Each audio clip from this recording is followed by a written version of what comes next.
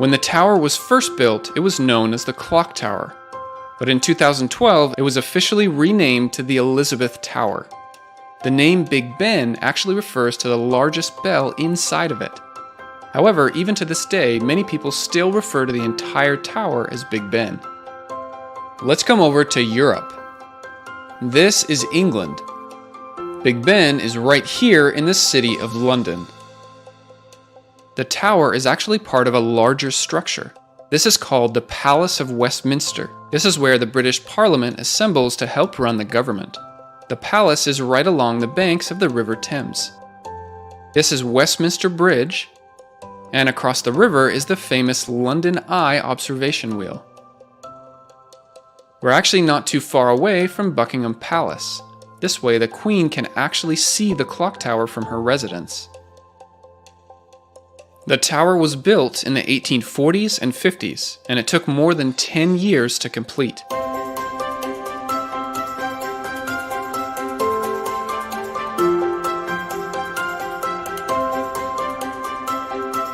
It was finally completed in 1859. However, there were some problems with the bells, and it wasn't until 1862 that the clock was fully functional and the bells could be heard throughout the surrounding area. The clock was built to be accurate within 2 seconds, which is difficult considering that these hands are more than 4 meters long and completely exposed to the outside weather. A tower clock like this had never been built before. It was the first of its kind.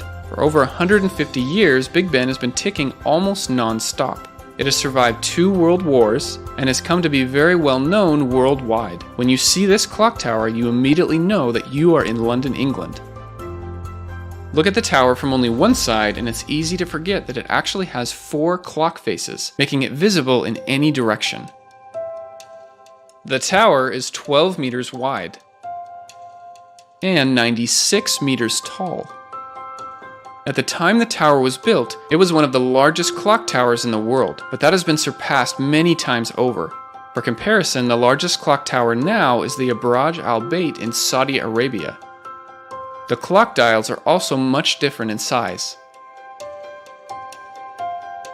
For the last 150 years, the only way to climb up the clock tower is to use the spiral stairs. There are 334 steps to get to the top. However, they are currently installing an elevator into one of the open shafts. It will be used for maintenance and security purposes, just a little too small for regular use, but at least there's another option. But right now, let's focus on the stairs. There is a door here towards the outside wall. This leads to an enclosed walkway that goes behind each of the 4 clock faces. There's not a lot of space in here. This is the size of a person, so you can get an idea for the scale. There are light bulbs that turn on at night to illuminate each clock face. They used to be lit by gas instead of electricity. Go up the stairs a little farther and you'll get to another door. This is the clock room. It holds the mechanism that runs the clock. We'll take a closer look at this later in the video. Go up the spiral stairs even more and you'll get to the belfry, which is the room with all of the bells. There are 5 of them. The large one in the center is officially named Big Ben. The 4 outside bells are called quarter bells. You'll notice that all of the bells are different sizes. When the hammer hits the side bell, it produces a music note. And the size of the bell determines what note the bell will play. Every 15 minutes, the quarter bells play part of what's known as the Westminster chimes.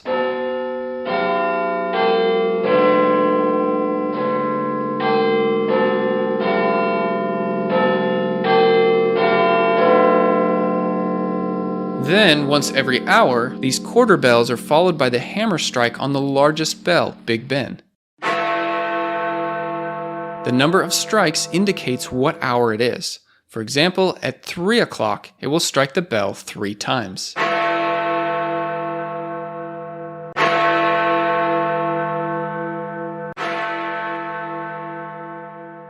And of course, there's even more stairs here. You can go above the belfry and see the bells from above. The belfry, however, is not the highest place. You can take these spiral stairs all the way to the top. This is called the Ayrton Light. This light will be on when members of Parliament are meeting down below in the palace. Let's take a closer look at the mechanism down below in the clock room. This is known as the clock movement, which means the mechanical piece that makes the clock work. It runs off of gravity, and I'll show you what I mean by that in just a minute. This type of clock is sometimes called a turret clock. On a smaller scale, it's called a pendulum clock. You might find versions of these in an antique store or even in your own house. If it has a pendulum that swings back and forth, then it works very similar to this clock tower. On the mechanism, there are 3 sections called trains. When I say the word train, I'm referring to gear trains, or groups of gears that are linked together. So on the mechanism, we have the striking train, the going train, and the chiming train. These all have very specific responsibilities. The going train is in the center. This is responsible for turning the hands of each of the 4 dials. The chiming train is on the right. This is responsible for the ringing of the 4 quarter bells every 15 minutes. The striking train is on the left side. Every hour, this is responsible for ringing Big Ben, the large bell in the very center. It must be timed precisely so that the first strike happens exactly on the hour.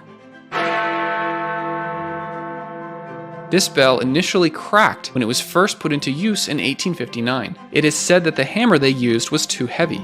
But instead of replacing the bell, they drilled holes in the top and bottom of the crack to stop it from spreading. Then they turned the bell 90 degrees and used a slightly smaller hammer. This same bell is still in use today. The small crack is what gives it the unique sound you hear. Above here, you'll see the 2 fly fans. They act as air brakes to control how fast the ringing of the bells happen. Now, as the clock ticks, the center weight will get lower and lower. Then as the bells ring, the outer weights will get lower and lower. 3 times a week, the clock must be wound up. This was all initially done by hand, but nowadays we have an electric motor. This winds up the 2 outside weights, which are the heaviest. But the weight in the center, for the going train, this is still wound up by hand.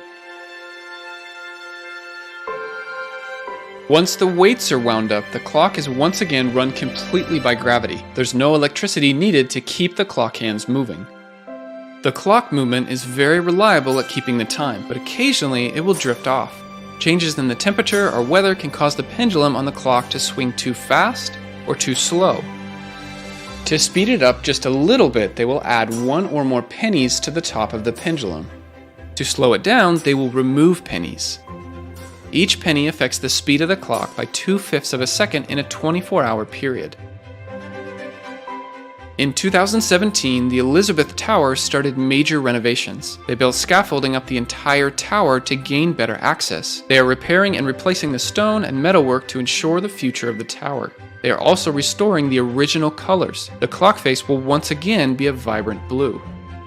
The renovation work on the tower is set to complete in the summer of 2022.